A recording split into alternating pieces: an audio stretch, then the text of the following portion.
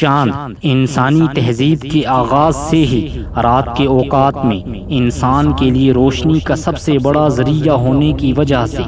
سب کی توجہ کا مرکز رہا ہے۔ تقریباً 50 سال پہلے جب روس نے پہلا انسان زمین کے گرد مدار میں بھیجا تو امریکہ اور روس کے درمیان باقاعدہ خلائی دوڑ کا آغاز ہوا۔ امریکی خلائی ادارے ناسا نے چاند پر انسان کو بھیجنے کا اعلان کرنے کے بعد پہلی کوشش میں ہی انسان کو چاند کی سطح پر نہیں اتارا، بلکہ اس سے پہلے چاند کی طرف بہت سی خلائی گاڑیاں بھیجی گئیں اور اس خلائی منصوبے کو اپولو مشن کا نام دیا گیا۔ چونکہ چاند زمین سے تقریباً 3 لاکھ کلومیٹر دور ہے اور زمین سے اتنا زیادہ فاصلہ انسانی تاریخ میں پہلے کبھی طے نہیں کیا گیا تھا، اس لیے اپولو مشن میں 12 اپولو خلائی گاڑیاں چاند کی طرف ایک ایک کر کے بھیجی گئیں اور ہر خلائی گاڑی چاند پر نہیں اتری، بلکہ پہلی کچھ گاڑیاں زمین کا چکر لگا کر واپس آئیں اور کچھ چاند کی طرف بھیجی گئیں، جن میں سے اپولو 3 راستے میں ہی آکسیجن سلنڈر پھٹنے سے تباہ ہو گیا، اور یہ انسانی تاریخ میں زمین سے بہت زیادہ فاصلے پر ہونے والا ہولناک واقعہ پہلی انسانی ہلاکت قرار پائیں۔ اپولو 7 کی خلائی گاڑی کو 25 دسمبر 1968 کو چاند کی طرف روانہ کیا گیا، جس میں 3 خلا باز موجود تھے، لیکن یہ خلائی گاڑی چاند کی سطح سے 90 کلومیٹر کے فاصلے پر اس کا چکر لگا کر زمین پر واپس آ گئی۔ یوں انسانی تاریخ میں یہ پہلا واقعہ تھا جب انسان نے اس کے اپنے گھر یعنی سیارہ زمین کو دور سے دیکھا۔ اپولو 7 سے لی گئی تصاویر میں زمین کو دیکھ کر انسان کو اندازہ ہوا کہ اس کائنات میں اس کی حیثیت کتنی اہم ہے۔ اپولو 7 کے زمین پر واپس آ جانے کے بعد ناسا نے انسان کو چاند پر اتارنے کا حتمی اعلان کیا اور 16 جولائی 1969 کو اپولو 11 کی خلائی گاڑی 3 خلا بازوں کو لے کر چاند کی طرف روانہ ہوئی۔ زمین سے روانگی کے 5 دن بعد 21 جولائی 1969 کو پاکستانی وقت کے مطابق رات 1:17 پر اپولو 11 کی خلائی گاڑی چاند کی سرزمین پر اتری۔ 6 گھنٹے بعد خلا بازوں نے صبح 7:56 پر چاند پر قدم رکھا۔ چاند کی سطح اس کے مقام کو ٹرانکویلٹی بیس یعنی امن مرکز کا نام دیا گیا۔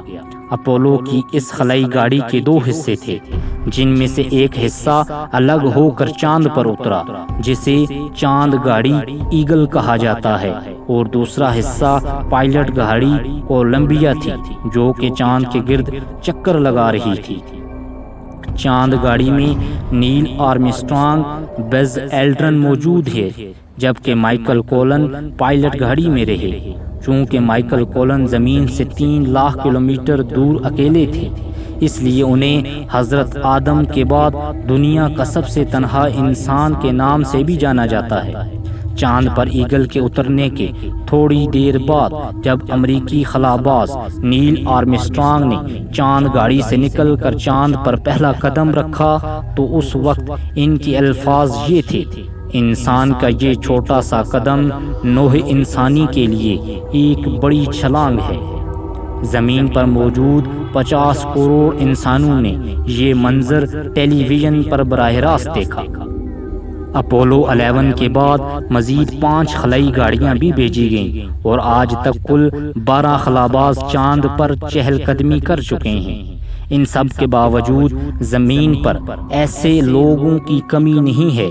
جو اس سب کو محض ہالی ووڈ فلم انڈسٹری کی شاہکار فلم کہتے ہیں۔ چاند تک انسان کے پہنچنے کے اس واقعے کو دھوکہ یا فراڈ کہنے والوں میں اکثریت ان لوگوں کی ہے جو سائنس کی زیادہ سمجھ بوجھ نہیں رکھتے۔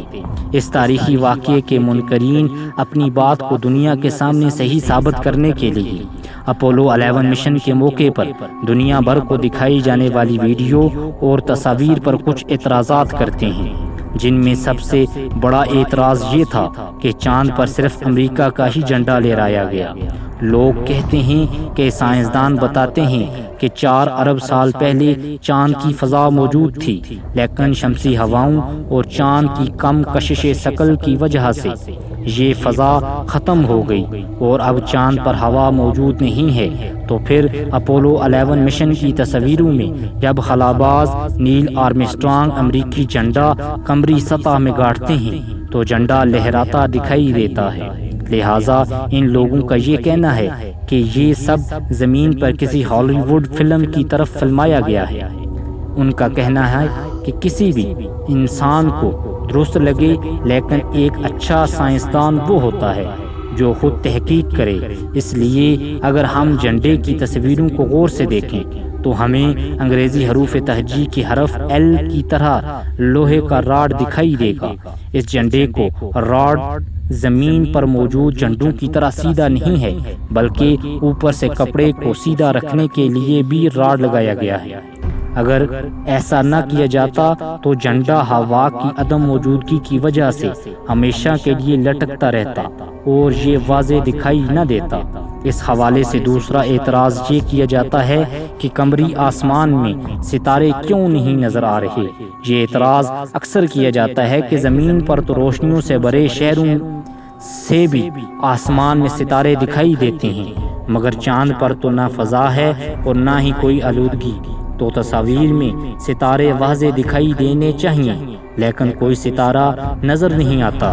یہ بات بھی حقیقت سے قریب تر معلوم ہوتی ہے، لیکن موبائل کیمرہ ہو یا DSLR کیمرہ سے اس کی وجہ بآسانی بتائی جا سکتی ہے۔